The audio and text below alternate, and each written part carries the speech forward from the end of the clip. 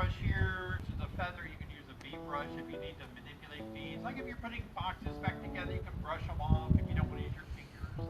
And so the first thing I do when I get ready to work a hive is I want to stay hydrated, so I brought my hydration drink with me. And it might be a little tough. I don't want to short out here, but one of the things that I do is I drink through the veil, so that way you don't have to take your hat and veil off when you're in the bee yard. You just push your lips and everything like you normally would drink, like this.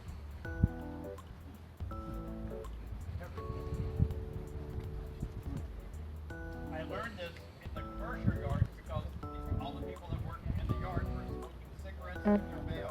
I get very sick by that.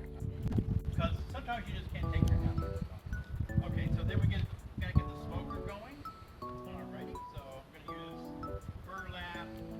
Okay, so the smoker has a grate in the bottom to make sure that it's not resting on the bottom because they shift compressed on the bottom. If you don't ever fluff the legs out, it won't elevate the grate. Some of those aren't ready to go. I had to take a drink, so I didn't want to short out. Yeah. Okay, is that better? Okay, very good. Okay, so our grate looks good. This is what we call materials, and so this is just grate paper. You can use anything like something that's going to burn quick and get your, in my case, my burlap going. And I have burlap that I have a friend that runs a coffee shop, and they buy these burlap bags, you know, with coffee in them. And I get a big bag, big heavy duty bag for $2.50. And I can cut these up and get a lot of smoker fuel out of this. The neat thing about burlap is that if it starts to die out a little bit, it doesn't take much effort to really get it going again. That's what I like about it. And it lasts a long time. So I have all different kind of techniques, but I like to roll it up like this, and then I like to double it over. So this would be, after I double it like this, this would be what I would put. And I don't want to put it like this, because this doesn't catch on fire very good. But this has all these kind of frayed ends on it, and so this is going to catch that fire better. Okay, so then I'm just going to take some of this and I'm going to start it up. If you ever were in Boy Scouts, you learned that you have to start the fire from the bottom to get it to work. Don't try to start the fire from the top. You got to start below at the bottom. I'm not used to these kind of smokers. What's that? Yeah. The day-down smokers, their bellows are very tight. It takes a little more muscle. So what I want to do is get this going. A rule of thumb, when you stick your hand in there, don't press this at the same time. A friend told me that. So I'm not going to put my fuel in until I know this is caught on fire and it's kind of like not really the way I want it to. So you can pull it up a little bit, play with the flame. Yep. Okay. Now we got that going pretty good. You don't want to jam this in there or you're going to just snuff it all out. So just set it in there really lightly like this and start to get it going. Hear that noise? That means the flame is extending above the can. People don't let this keep on fire good enough. That's the issue. Once it's doing that, take our hive fuel and we can kind of start working it lower the can. And if you want to, you can put more than just one of these in here, but I think for today, we want to do it. All right, it's working good. If you don't push it far down, it can stay above the paper, and then what happens, the paper will burn up, and then your fuel will be too high above where the fire was. So you got to work it down. Now we can close it. There we go. So we got our smoker going. We're hydrated. Let's see. I got a marking pen on me. If we want to mark our queen, I kind of figure out where everything is. Mark go in there. So that's blue. We probably won't mark anything because it's not my hive, and I don't want to confuse. I don't know how old the queen is. But I always bring a queen cage, some kind of a queen cage with me, and I will also have a cork. There's a cork in my right pocket. I can plug this in. This is a Benton 3-hole wooden queen cage, and so it's an easy way if I want to just quickly put the queen in here so I don't kill her looking at frames or something. And I have that on me.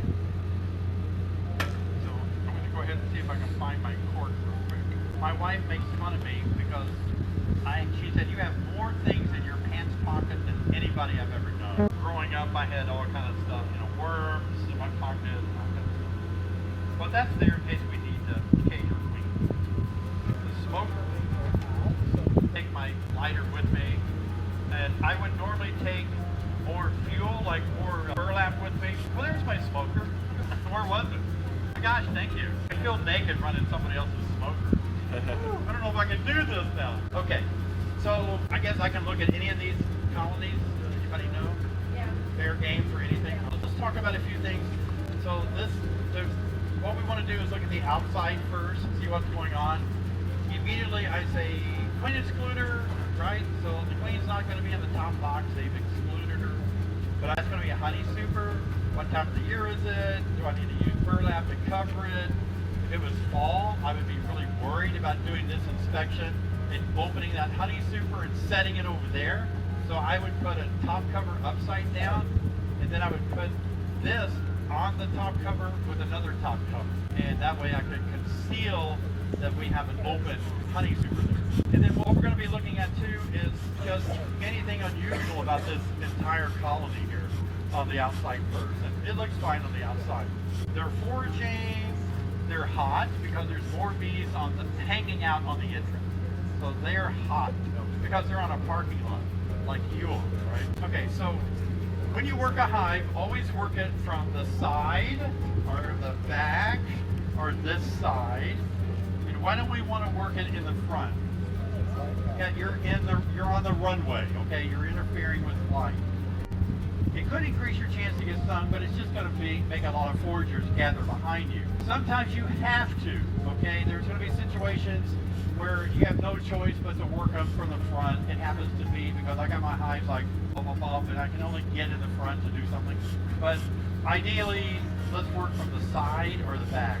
And so the first thing I want to do is I want to smoke the entrance. What is at the entrance that I'm trying to smoke? Well, there's guard bees that are sniffing all the other bees coming in to make sure they have the nest mate odor. They're supposed to be here, right? So I'm going to smoke the entrance. Okay. And then now I'm ready to open the hive up. This is the top cover, telescopic top cover. I want you to watch sort of my manipulation of all my little techniques. I'm not going to be able to explain everything I'm doing, but particularly with the hive tool, because I do teach a lot of new beginners, and sometimes they don't know what to do with this hive tool. Ideally, I keep it in my hand the whole time, because I want to have access to it all the time. There are times when I'm lifting a box up, I can't really always hold on to it, but I like to keep it in my hands. So I like to just pry this up, and I smoke under it like this. Probably has an inner cover. Okay, good. So we can take this off pretty quickly. I don't use inner cover. I'm going to set this over here to be a landing spot for me. I look for small hive beetles just then, that quick. No small hive beetles on the top cover. This is the inner cover. I can smoke in the hole. Then we're going to take this inner cover off. It's going to be stuck by propolis that the bees have kind of glued it down. And I'm just going to keep working my hive tool to free it up. Okay, once it's free, I don't want to jerk it off. So I'm wearing a black shirt and it's hot. A lot of the bees are home and I don't have much protective gear on my hands and all. So I'm going to be working this very carefully so that I don't get stung. If I had to do something really quick, like I had to go in there and just take off that queen excluder that I put down here, I'm not as careful. I'll just rip it open, tear it apart, take it off, and get out of Dodge, you know. But in this case, we want to keep them calm. Some of you aren't wearing any protective gear. Okay, so smoke and set it back down and let kind of the smoke calm the bees down. This is a technique that I found works well. If you lift it up from this side, what you're doing is you're kind of protecting yourself if the bees are just piling out real fast at you. So this is your shield, and there you go. See? Check for small hive beetle. On that, we don't see any there. Set this over here, out of our way. All right, now we have our honey super on here. So in this honey super, I'm going to use my hive tool. Some people like to start with this second frame to lift up. I prefer the first frame, only because I've always done it that way. What I'm trying to do is I want space to be able to slide these frames around. And if I leave it there and pull up this middle frame, they're too tight together, and it's going to cause, it's kind of uneven and it rolls some bees. So I'm going to take this first frame out with this J-hook maneuver. I'm putting the hook in between the group, and I've filed, no, this one is cut right. Some of those you have to trim, but this is real narrow. It goes between the hole. This part becomes a triangle.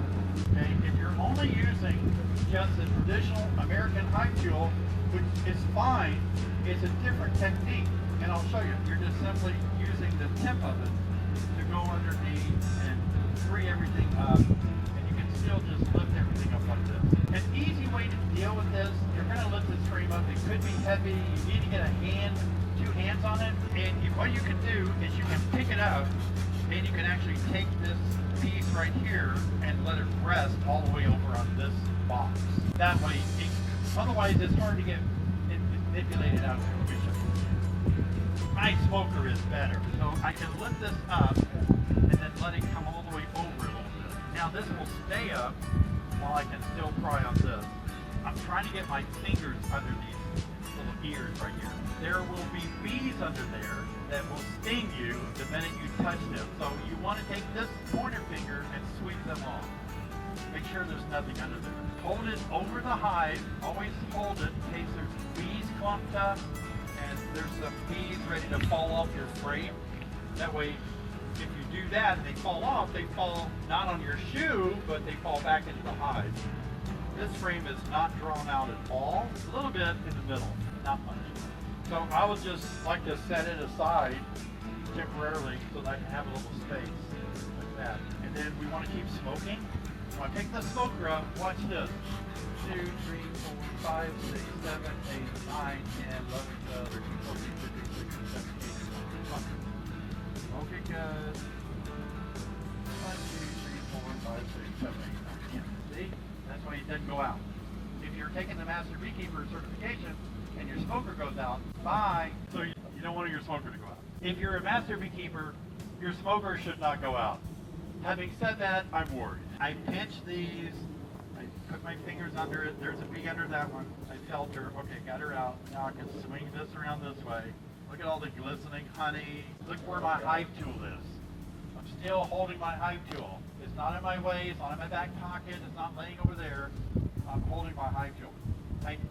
These fingers need to come around so I can flip the comb like this. So I make sure bees aren't there, and then I just rotate it and I can see both sides. Some people will take it and swing it like this. That's fine. To me, you've got too many points where you're not holding on to it anymore. Where I'm always, my thumbs and my fingers are pinching this area right here. I will not let this drop no matter what. My life depends on it. I can do this all day long. I can hold it like this for hours because I have trained myself, don't drop a frame, okay? So whatever I do, I can hold it one hand like this forever. It's hard if it's propolised and got honey on it. It can slide out of your hand, so be careful about that. Okay, so I'm going to look at one more frame. Why would we only look at one more? Yeah, it's a honey super. What are we going to see, right? So if we were trying, if we were trying to do a 12-minute inspection, which I can't really do and teach you, but if we were doing a 12-minute inspection, once I made enough space in here, I would just go to the middle frame and pull it up and look at the middle one. And that's where it's going to be predominantly pulled out the most. That would give me an idea of where they're at. But all of these they're kind of new. These frames haven't been in there very long, a week or two, and they're doing a good job. So we're done looking at this super seat. Now we're going to put it all back together again. I use my hive tool as much as I can to move. When you put it back together, bees can rest on the sidebars, the joints. I'm looking, I'll use my smoker if bees are in the way, and I'll just blend them back together. I don't like to kill bees during an inspection. Now when I pick this frame up, I may smoke the bees where I want to put my fingers, and now I'm going to look at the wall, make sure I didn't leave the queen. If that was a queen there or something, I'm going to make sure she's not there. Then I just slide this back. Any questions so far? Now I want to center the frames back toward the middle by leaving a gap, equal gap on both ends. All these side bars are touching each other the same way. All right, so now we're going to take the super off and set it over there. And to do that, I'm going to take it off with the queen excluder still on the bottom bar. So I'm just going to work my hive tool between the queen excluder and the super. To save the life of your box, try to push the hive tool further away from the corner. And that way you can get more of a leverage. You're not damaging that little corner section as bad or as quick. So get in there kind of far away, a couple of inches, until you see the propolis seal break. If you can bring it up and you can actually make the honey super twist a little bit on the box below it, like that. If it twists, that tells me it's free to lift up now. If it's still lined up, that whole side could be propolised, and I'll be yanking, and it's like I didn't free it up yet. Okay, so it's a good time to smoke between the boxes, like this. You're smoking the box on the bottom. Just simply, before you put your hand on the handle, sweep it so the bees aren't sitting in there. Otherwise, they will get stung if you smash one. You can set this on the front like that, or like this. I prefer this way. It's just more stable for the bees. Queen excluder. What would you normally see on the queen excluder? You might see some drones because they can't pass through there. I see some drones here. Like here's a drone. They were stuck. No, they're just walking around. They were trapped up there when it was put on, and they can't get out. There's a bee on my suit. So if you look at these, you want to hold a bee, it won't sting you. These bees don't have stingers. It won't stay long, but you can try to play with it. Sorry that it pooped on you. There you go. That drone got mad at me. Drones don't just mate, they do other things too. But okay, so we got some drones that were trapped. So let's go ahead and take off our queen excluder, okay? Now there's 3 types of queen excluders, I think. Metal like this, plastic, and then the wood-bound metal excluder. It's got a wood frame around it. So you can kind of shake them off like this. You can tap it to get them off if you want to. If you have a defensive colony, don't tap it yet. Set it over there, and we'll tap it while we're closing up, because tapping can make everybody excited. So far, this is a very nice colony, so we're not too worried about it being too defensive. Okay, so we're going to do the same thing. Now we're in the brood area where we possibly could see some brood. Okay, so some of the bees are idle. They're looking at me, so I like to smoke them and say, what are you looking at? Okay, so on this wall here, feel free to move closer, but there's some fur comb along the wall that's sticking out a little bit. And it's not a terrible issue, but if I start dragging out the comb, it could actually scrape against it and injure bees. So if I can scrape some of that off a little bit, especially that big piece right there. Oh, that's good enough. And don't throw this in the yard. You need to dispose of it properly. Okay, so let's take this first frame out. Same thing, we're gonna lift it out of the hive. Our hive tool down in there. What do you expect to see on this frame? Supplies. Okay. After. I've heard everybody said something of everything. So anything's possible. I can Not already much. see the honey. All right, so when you lift the frame up, lift slowly and kind of wiggle like this. That will help it glide out and not be injuring things and tearing stuff open. You might scrape a little bit and tear a little something, but it's not going to be too bad. So I'm feeling of the ears now to make sure no bees are under there. Okay, it's good. And now these are my thumbs to hold it. This is really heavy. So I'm going to look at the other side now. So older capped honey from long ago, earlier in the season or last year, because it's got saturated capping. See that? They're darker. And so, but we flip it over this way, you can see it looks more fresh. It's like a little bit newer wax where it's been capped over there. Okay. Same thing, we're going to park it over here. We want to look for the queen. It's odd that she would be here, but we want to make sure she's not. Queen is usually on a frame where they're laying eggs, or have eggs that are visible, or larvae. So we'll prop that up here.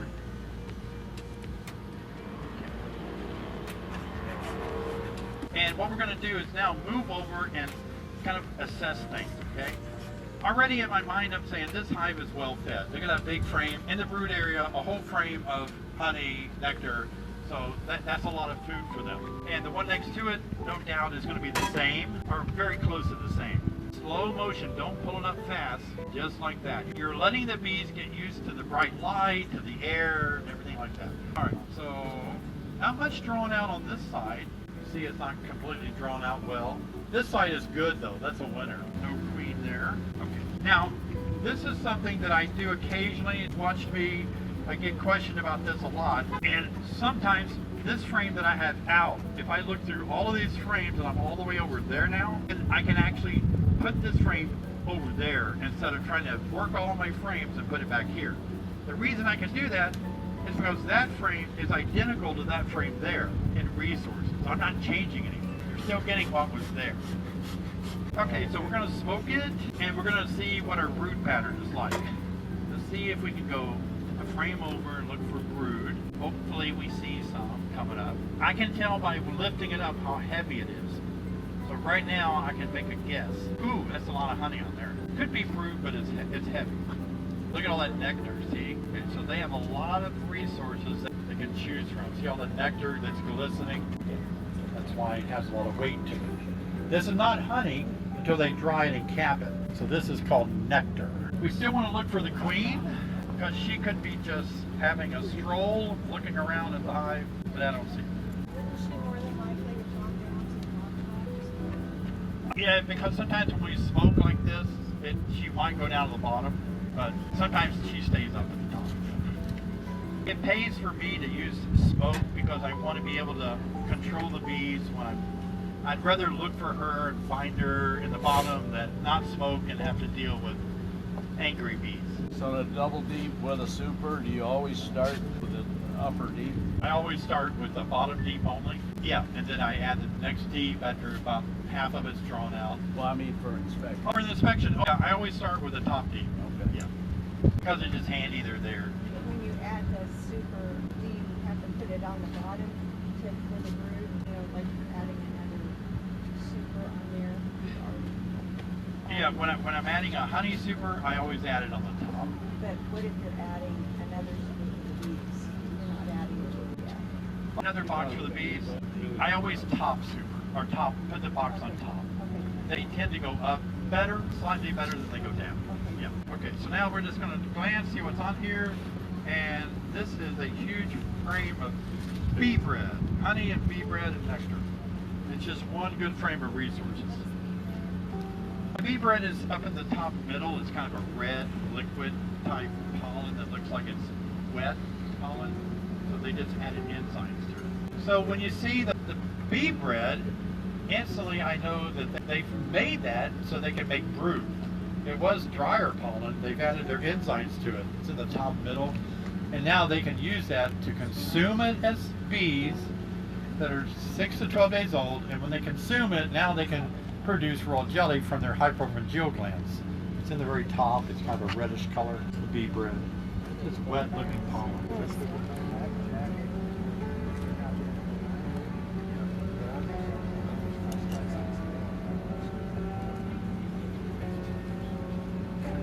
Everybody else want to see the bee bread? Imagine just pollen, but it's wet looking. So to slide this back, I can tell there's bees on this sidebar. The easiest thing for me to do is start kind of angled where the sidebars get bigger toward the top. So I can manipulate my bees off of it by just gently touching them and let those sidebars start to touch right here at the top. That way they get out of the way. Okay. So the next frame, we're going to probably see brood. What do you think? Because we saw that frame of bee bread. Yeah. Well, that's a nice breeze. And we're actually getting toward the middle where they tend to have more of the brood anyway. You start to manipulate your hive tool. Watch me. I want to separate this. I could stick it in and turn it this way or that way. I want to bring this part to me, so you want to take this in and pull it towards you. Otherwise, you're pulling against that part of the frame. So by putting it anywhere and tilting it this way, here you would do the opposite. Okay, there's still too many bees looking at me, so we just have to keep smoking them. No, it's just that they're just not doing much, you know. Okay, so we're gonna just get a grip of it and pull it up. Ooh, it's lightweight. That could be brood. Carefully putting my fingers under there, tilting it up this way. So this frame has been nicely dried out and polished for the queen to lay in, but there's no eggs or larvae. So if you just look at that, it's just comb, but it doesn't have anything in it. So they're inviting the queen. They're like, okay, we're ready for you to lay in this. We've polished it, it's dried out, whatever term you want to use. What are those bees sticking their heads into the, where they're like... Now on the outer edges, they're consuming honey. Yeah, they're eating it or depositing it. Just a frame of open comb ready for the queen to lay in. Nothing in it. So immediately I think, why didn't she lay in that? Where is she? Hello? They made a place for you to lay eggs. Come on. But again, it could just be that they're in a cycle of not coming over here yet, but they're ready for her. Okay.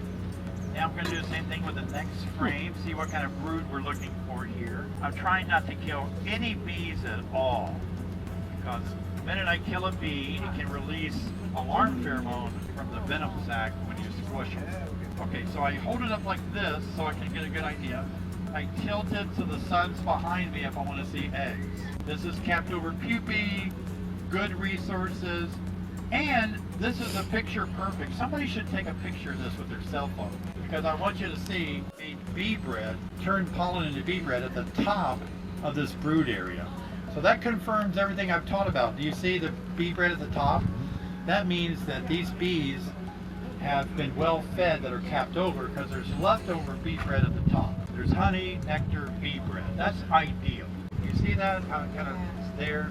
The wet looking red pollen is there. So the nurse bees were able to consume that and make the royal jelly to feed all the capped over pupae, and there's some left over. And there's a little drone brood at the bottom. That's just normal for them to put drone brood at the bottom, like that. You just have to have some fellas around, you know. We got a girl on him. Different reasons, but you gotta have the guys around to lift the heavy stuff. I don't know, reach up top. They're putting honey in the open cells, and looks like it's Coming back and filling up the brood area. Yeah. Okay. So I'm gonna look for the queen, but I don't expect I would find her here. There's nowhere she can lay. How many bees would you guess? The number of bees on here, about between 500 and 800 on this side. Yeah. Would you check that frame for mites? Yes, this would be a fine frame to check for mites. Yeah, because it has brood on it, so the mites could be wanting to be there. Yeah. Yeah, all of our literature from the companies that make and have studied it, they all suggest using a frame of brood. I was taught to use open brood, but all the literature says cap brood or open brood is fine to do a mite test on. I test every 30 days. Every hive gets tested for mites every 30 days. And that way I can document either if they're getting worse, staying the same, where my numbers are. Yes. But then, if your numbers are high, you're going to go ahead and treat at that time? Yeah. Okay. If they're really high, yeah, absolutely. Like 35 or something, I'm going to treat. Even with supers on, but then I'm going to have to fall back to OAB or forming pro. That's allowed with supers on. You have to think, I'm going to leave my supers on. That's a nice brood pattern. Look at that. Yeah, nice and clean. Yes, I use QR codes. Remember, I'm a kind of a computer geek, so I have a hidden QR code that you never can see on my videos. I take my phone out, see if I scan the code, and it takes me directly to a Google Doc for that hive. I hit on my iPhone, I hit the microphone button, and I say, this hive looks good, or boy, this hive is not doing good. You know, it's June the 6th, I think I better come back on June the 12th and check on it. Boop, put it in my back pocket. That's all saved on my Google Docs by the QR code. You know, QR codes are so easy to make. You also write on the lids. I write on the lids, just really quick note in case I'm not really trying to figure something out. You know. Write on the lids, like I just put a queen in here, and I marked her white on June the 6th, 26th. I'll put that on the lid with my queen marking depth. So that ink will come off if you put alcohol on it or something in a white ball. I have 10 minutes? Yeah. Well, that's no fun. So now this frame is just going to be honey with a possible little brood on it, and we're just going to look at it again. So look at the movement of the hive tool. I'm prying that loose. I just turn it around like this so I have it in my hand. And now I have my pincher fingers ready, and I'm just going to go in and pinch and pull this up. It's stuck to the frame. It's heavy. Wow. Sweeping the bees off, getting a better grip. Okay, this is cool because there was brood here, and it emerged, and now they put nectar there. Load it up, yeah. Okay, got a cell on the bottom. So the bees emerged, and they went back and filled it with nectar. I think I see a queen cell. Yeah, someone has said that. I'll take a look. Actually, Over here. Then we look at this side. Kind of the same thing. Okay, let's look for queen cells at the You bottom. didn't have a little target on your tattoo there when that bees them. Like Well, dartboard. We got a little spider that's been crawling on me. I'm trying to. Okay. So if you look on the bottom, there's some larvae, maybe It's- pupae now. The white pupae. Spider web all over me. can't tell now whether that was a drone pupae. You got spiders or bees, one or the other. You got a choice. And in the middle, there's the same thing. And I notice started the going bees off are because I was feeding. watching. I was like trying to make sure it didn't die. I was like, where'd it go? Do you just leave them at the bottom you got open? Yeah. Man, I'm just trying to find a little guy. It's not my go-to method to test for mites. The question was, do I look at the pupae and decide if I see mites or not? And I just do a mite test. That's going to be a lot easier for me. If you see mites on drone pupae or something, you don't have really a measurement that you can say, that's a lot or not many. We don't have any standard to evaluate that. Where you stand in It front could of me. be the only mite in the hive is right there. Or there's so many that they happen to be on that one too. So now we're going to close up. Are there any questions before I go further? So the best thing now to do to keep this hive really calm, I don't want to move frames one at a time. I need to put this one, I'm going to put it back where I got it, but I don't want to move that frame and that frame because I'll be letting the bees go between the sidebars. So I'm just going to smoke them and I'm going to move all those frames at one time. What is there, 7? 1, 2, 3, 4, 5, 6, yeah. So I can start on one side and use my hive tool, poke it down in there, and use it as leverage. I'm not smashing anything because bee space of these sidebars are perfect. I angle my hive tool so I don't dig into the comb. It's more away from the comb. Before I set it, I get the bees out of the crack there between the sidebars by smoking. And now I'm ready to put this one in there, smoke the gap, I guess you might say. And now I have this nice even gap. I don't have, a lot of times you'll get frustrated because the frame below you can swing like this, but you use your hive tool to make it level. Push it so it's straight up and down. I like to smoke these bees a little bit here, and it doesn't really matter the orientation, where what's going to be facing what. It has honey on both sides. I like the honey that's white, so I'm going to face that toward the center. I think I might have been the opposite. I think I know better than they do. I've been wrong before about that. Okay. Now we tighten that up. Now, to put it back together, we're doing good. We don't have any bees boiling around the edges. This hive, for me, is a little light up pocket. I would have to go down and find my queen, look for eggs, larvae, pupae, a little bit light for me. So, I did not see the amount of eggs and larvae that I wanted on this one. So this, in my mind, I'm going to have to come back to in about 5 days. Find out, do I have a queen? Why was there a whole frame of open brood where she didn't lay? Why didn't I see eggs? And I had a good queen in there at least 8 or 9 days ago. She could be doing great down below. If we had more time, we would just drop down there and take a look. And if we don't see anything more than what we saw here, now we're going to say plenty of food, plenty of resources, bee bread, plenty of, everything is great. We have a queen issue. So we're going to find out, why is my queen not laying? If she's down there not laying much, it might be the area, the climate, the time of year, the drought, the nectar, whatever, the dearth.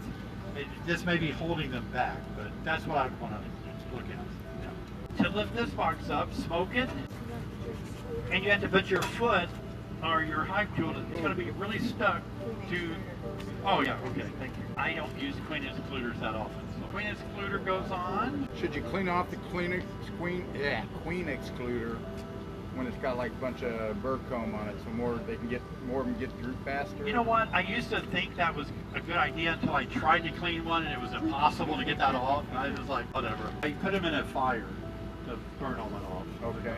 Little camp bonfire or something. It will make them rust once you burn them, but it's fast. I used to hot. Yeah, I do frame manipulation. I do queen manipulation. I hold my queen down below the super. So if I find her in a super, if I'm good, I'll make sure she goes into the entrance down below. So I'm not always good at catching her, get her go down. Especially if I'm drawing out new foundation up on a super. They love to lay on new foundation. So you really have to put the new foundation up without a queen excluder. You have to drop back in there in about 3 days and try to pick her up and then let her walk in the bottom again. That'll buy you more time. Okay, we're doing good. Here we go. We're going to put this back on, inner cover. Maybe. Wow. Bees already stuck it to the... No, the propolis was already there. Sunshine did a little bit. And there's 2 sides to this one, a bigger gap here and a smaller gap here. Smaller gap goes down. Otherwise, they're going to be able to comb up here. it violates. Bee space. And that was perfect timing. All right, our top cover goes on. The final thing you want to do is pick up your trash. You want to, I use a cork to cork this off. I'll take the little pieces of comb and I'll discard them. It's a done deal.